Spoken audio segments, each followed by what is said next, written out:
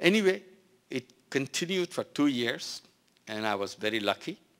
Finally, I got through the kind of labyrinths of government and finally got my proposal approved, and we got ourselves a bank, and we created this bank called Grameen Bank. Grameen means village, so we wanted to call it a village bank, so that became a village bank. So we kept on expanding and expanding. And today, right now, we have 7.5 million borrowers in Grameen Bank in Bangladesh. 97% of them are women. And the bank gives tiny loans to the poor people for income-generating activity.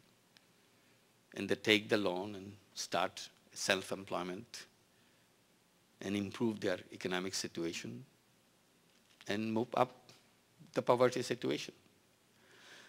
64% of the borrowers of Grameen Bank who have been with Grameen Bank for more than 5 years have already crossed over the poverty line. So it's not a simple just giving loans. It's a step-by-step people are moving out of poverty. Every day, every week, every month, more and more families are moving out.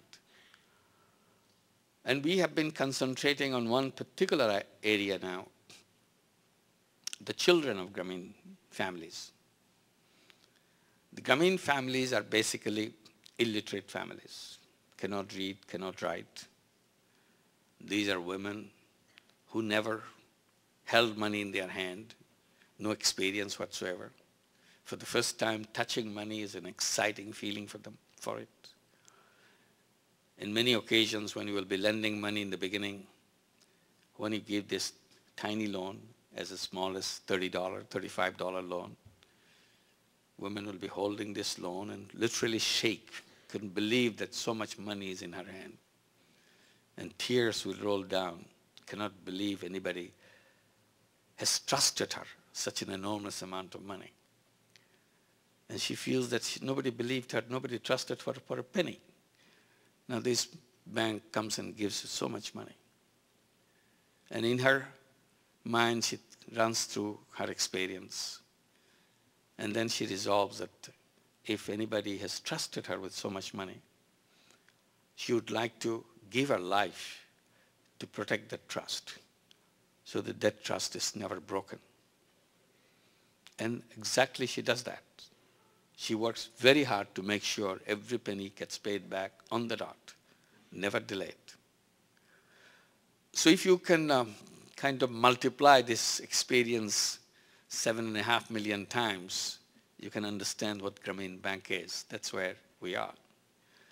So one of the things we are trying to encourage them is to send their children to school, because we thought this is one way to make a change in the family.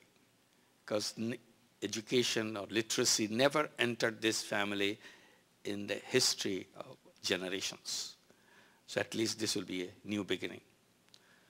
And they understood the importance of education, so they joined with us and make sure the children are in school. So very quickly we achieved that goal, 100% children of Grameen families being in school. Then we saw that many of these children not only went to school, they're at the top of the classes. That excited us, that for the first time, coming from the poorest families, illiterate families, going into school and being on the top of the class. We got so excited, we thought this needs to be celebrated. Somehow we have to recognize this. So one way we thought we can do that, we introduced scholarships. So anybody who has the top performers in the family, we give the child a scholarship. Right now we give more than 30,000 scholarships throughout Grameen Bank. It's a standard annual feature. We celebrate, we kind of give them flowers, and the whole village comes together. He got a scholarship. And every other child gets excited. Oh, what did he do?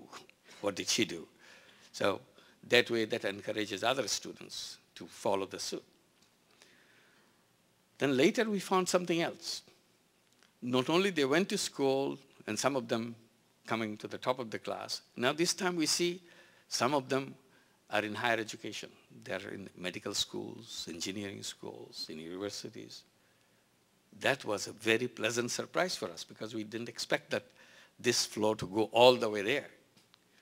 Then we again sat down and discussed what do we do now. So one thing we came up with is introduce education loan. So ever since we are giving education loans because when you enter at the higher level, it becomes expensive. Most of the families cannot afford to keep the students at that level. So they drop out and quit education and do something else, start vending things or little shops and something. So we said, no way. If you are capable, if you want to go into higher education, entire financing will be done by Grameen Bank. So we do that. Right now we have over 18,000 students in medical schools, engineering schools, universities. And it amazes us to see that. It's a completely different group of people coming there. You meet them, you see there's no difference between these kids or the kids in any university anywhere in the world. But they're coming from the poorest families for the first time, first generation people going into universities and medical schools and so on. 2 of them already finished their PhDs. We celebrated that. They finished their PhDs. And many doctors now are practicing, some of them now university teachers in many different departments. So this is a new generation coming from this generation which entered the first time Grameen Bank. So our idea is the cycle of poverty which continues within their family should be broken.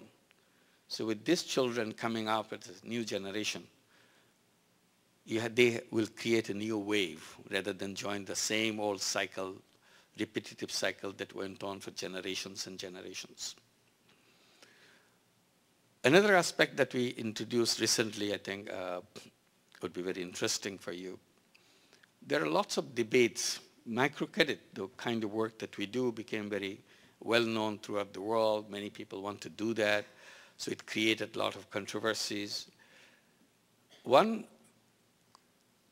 not controversy, I would say criticism that sometimes it's brought out in the discussions on the table. Then microcredit is a wonderful idea, but it works only for entrepreneurial poor, poor who has the capacity to go into business and so on. But most of them are not entrepreneurs. So for them, it won't work.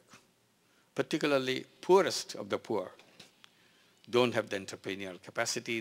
They should be left alone with the safety net programs, meaning handouts, charity program, welfare programs, and that sort of programs. And I always oppose those kind of things by saying that, and this became my conviction, and I continue to maintain that conviction. My conviction is all human beings are entrepreneurs, no exception. So it's built into the human life. A child is born with that entrepreneurial capacity. It's a human dimension built into it. But we have created a society where many people never discovered the talent that they have inside of them. So for them, they feel maybe I'm not an entrepreneur. All I can do is work for somebody else. It's not really true that he or she doesn't have it. Simply, that person never had the opportunity to unwrap the gift she has inside of her. Society never encouraged it, never allowed it to have a peep into that wonderful gift he or she carries. So I think that's the failure of the society, not the failure of the person. And I give the example of a bonsai tree. I said, if you take the best seed of the tallest tree in the forest and plant it in a little flower pot and let it grow, it grows only this big. Then you wonder what happened to it. We poured our heart out to make it grow, but it doesn't grow. It just becomes this big and looks exactly like the tree that we saw in the forest, but only it's a tiny, tiny one.